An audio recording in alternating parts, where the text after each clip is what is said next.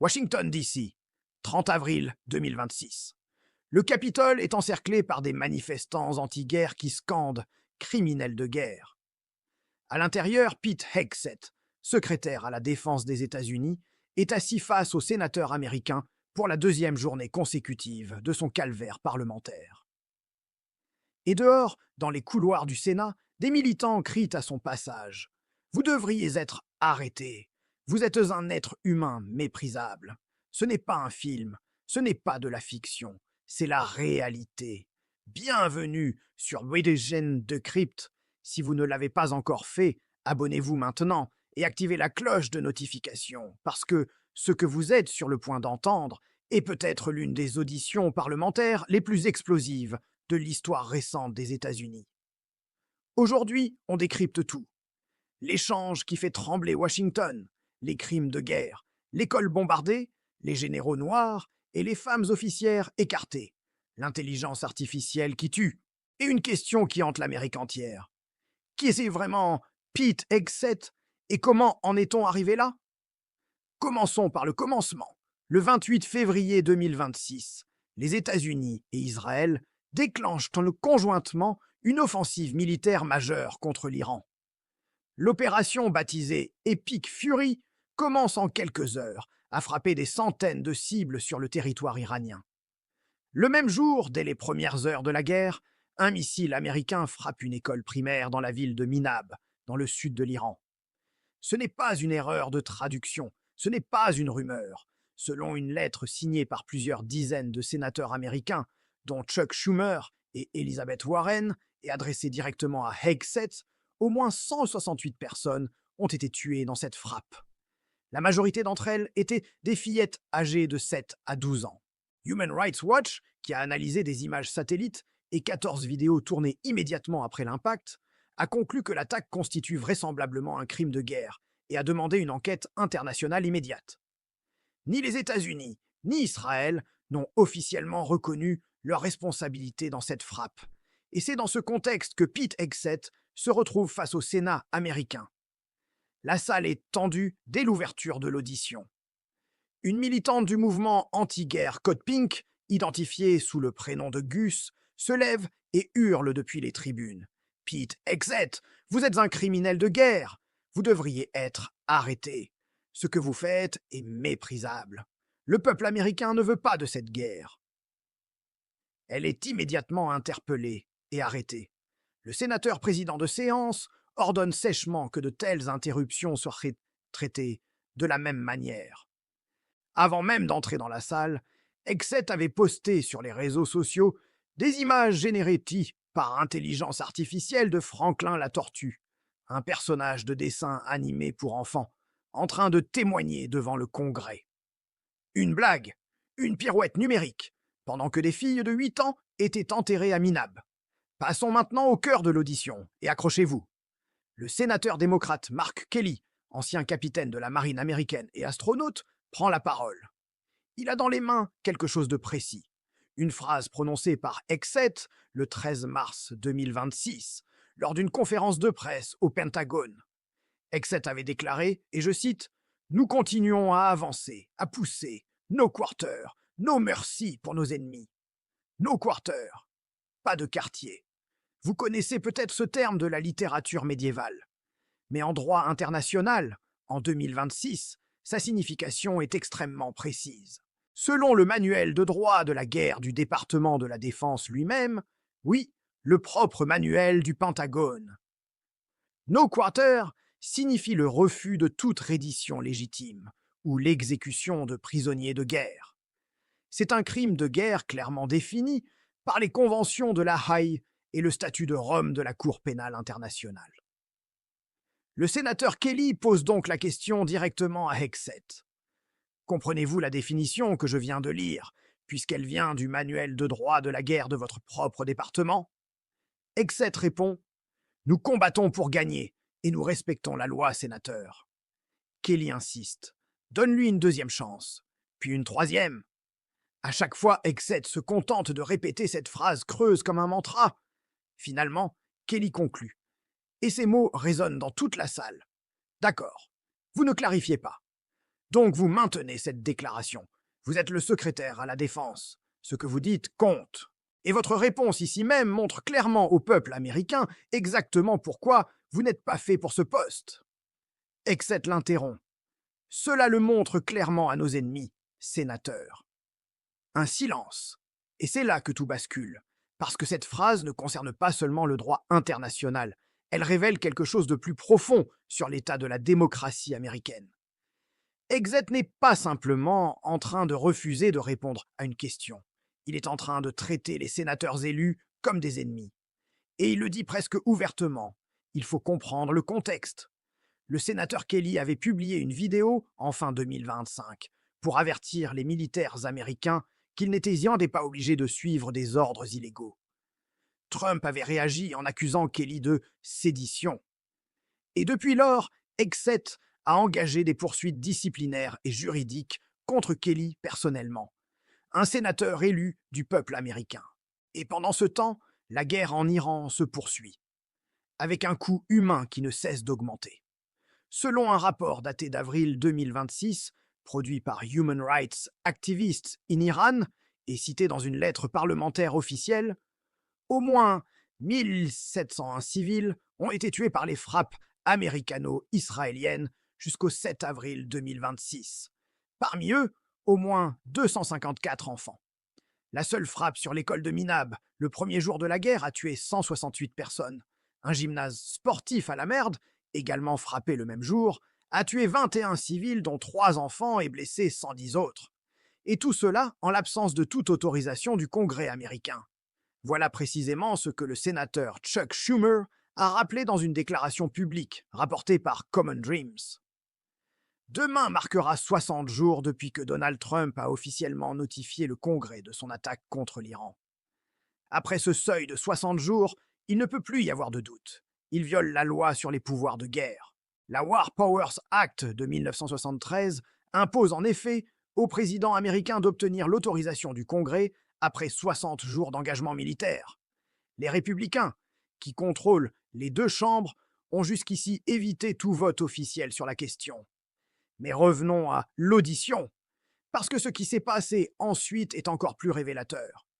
La sénatrice démocrate Jackie Rosen du Nevada prend la parole sur un sujet que peu de gens comprennent vraiment, mais qui pourrait redéfinir la guerre moderne pour les décennies à venir. L'intelligence artificielle dans les décisions létales. Elle pose la question clairement. Pouvez-vous confirmer qu'il y aura toujours un être humain dans la boucle de décision lorsque l'IA est utilisée dans une chaîne de ciblage pour des frappes létales? Cette question n'est pas anodine. Politico a révélé en mars 2026 que des outils d'intelligence artificielle avaient en fait joué un rôle central dans la campagne militaire américaine en Iran, soulevant des interrogations sur leur contribution possible dans la sélection des cibles. La directive du département de la Défense numéro 3000.09 impose que les systèmes d'armes autonomes et semi-autonomes soient non conçus de manière à permettre aux commandants d'exercer un niveau approprié de jugement humain. Hegseth répond que les humains prennent les décisions, que l'IA ne fait pas de décision létale, qu'il respecte la loi. Mais il ne répond pas à la question réelle. Qui a validé la frappe sur l'école de Minab? Quel humain? Avec quelle information? Avec quel délai? Personne ne le sait, et Hegseth refuse de l'expliquer. Prenez un moment pour vous abonner à WN Decrypt et partagez cette vidéo si vous la trouvez utile. Ce type de décryptage, ça prend du temps, ça prend de la rigueur, et votre soutien nous permet de continuer à produire ce contenu. Passons maintenant à un autre échange explosif. Celui avec la sénatrice Kirsten Gillibrand. Gillibrand attaque un point précis. Hegseth a réduit de 90% les effectifs de la division du Pentagone chargée de protéger les civils. Cette division, connue sous le nom de Civilian Environment Teams et de structures similaires, avait pour mission d'évaluer les risques de pertes civiles avant chaque frappe. C'est Politico qui l'a révélé en mars 2026, confirmant que des responsables militaires avaient averti Hegseth de ne pas sabrer ses unités, mais qu'il avait ignoré leur mise en garde.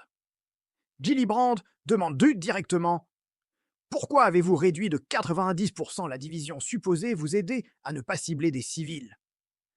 Hegseth ne répond pas. Le président de séance intervient pour couper court. La question reste sans réponse. Ce n'est pas un accident. C'est un pattern. Human Rights Watch a d'ailleurs documenté ce que l'organisation appelle un démantèlement délibéré et systématique des protections internes du Pentagone destinées à assurer le respect du droit des conflits armés.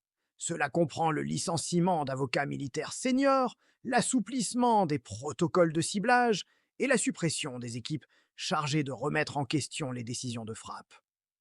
Et voilà qu'Hegseth se permet, dans son discours d'ouverture devant le Sénat, de désigner ses adversaires les plus dangereux. Pas la Chine, pas la Russie, pas l'Iran, les démocrates du Congrès. Il l'a dit textuellement. Le plus grand adversaire auquel nous faisons face en ce moment, ce sont les propos irresponsables et défaitistes des démocrates du Congrès et de certains républicains. Voilà le secrétaire à la défense des États-Unis qui pointe du doigt les élus de l'opposition comme la principale menace nationale, et qui les traite de lâches depuis leur siège bon marché. C'est une rhétorique que les historiens reconnaissent immédiatement.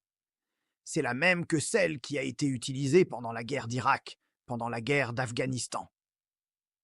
Quand les choses vont mal sur le terrain, on attaque ceux qui posent des questions. On les accuse d'être des traîtres, de saper le moral des troupes.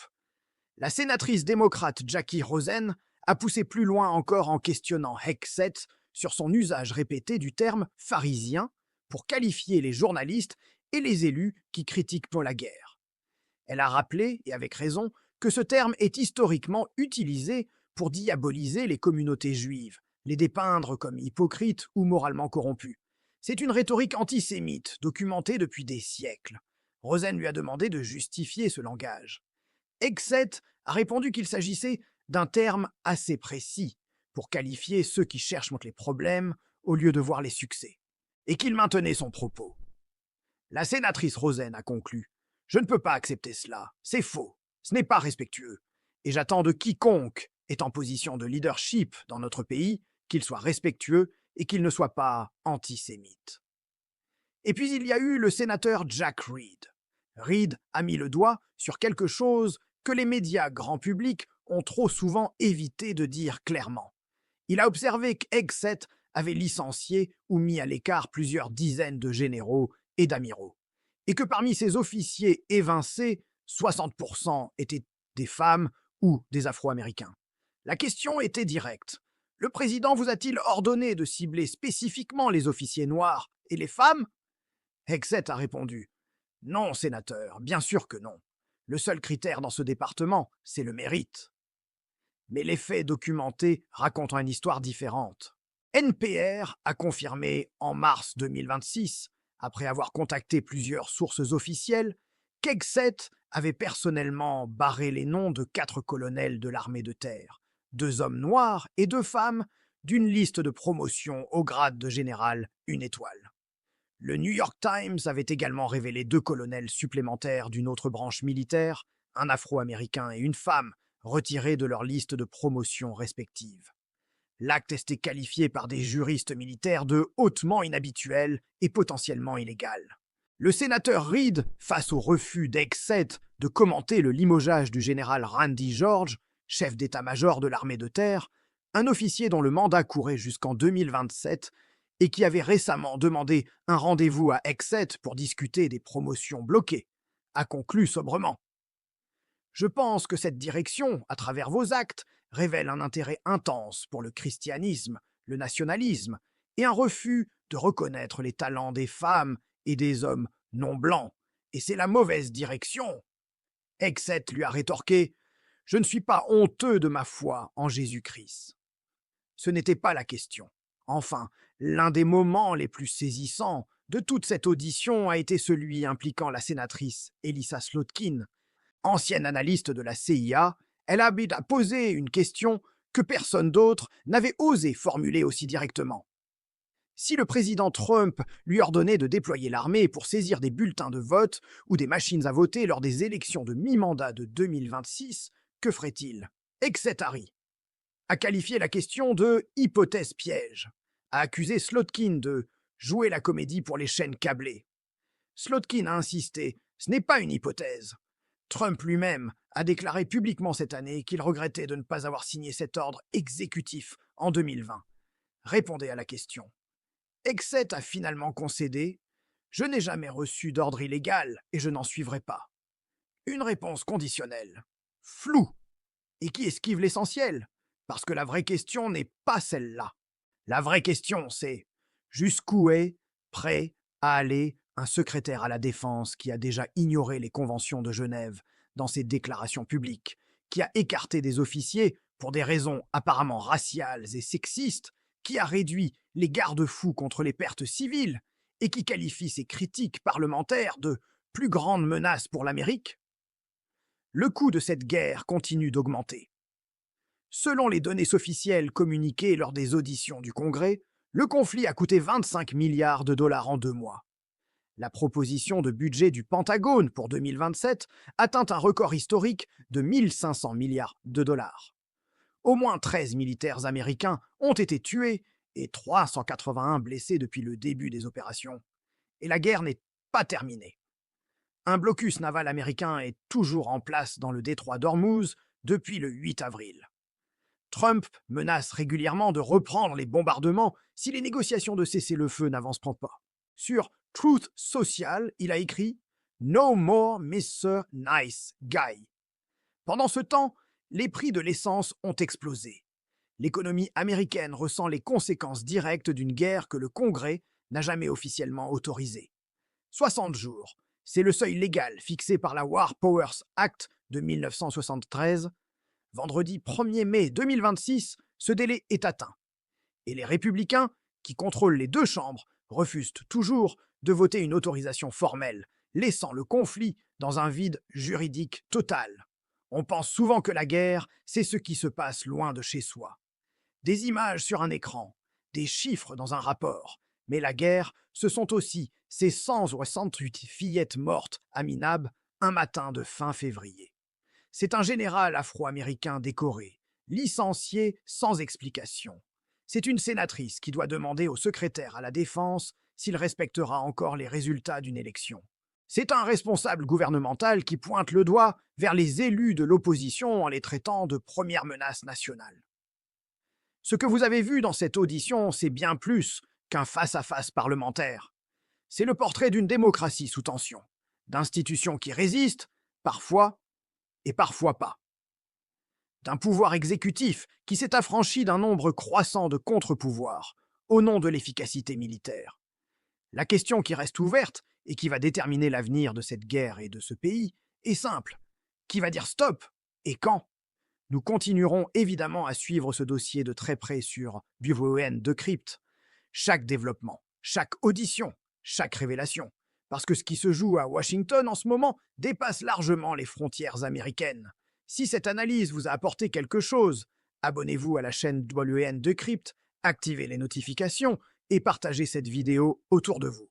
C'est comme ça qu'on continue à décrypter ce que les grands médias n'ont pas le temps ou la volonté d'expliquer. Merci de nous regarder.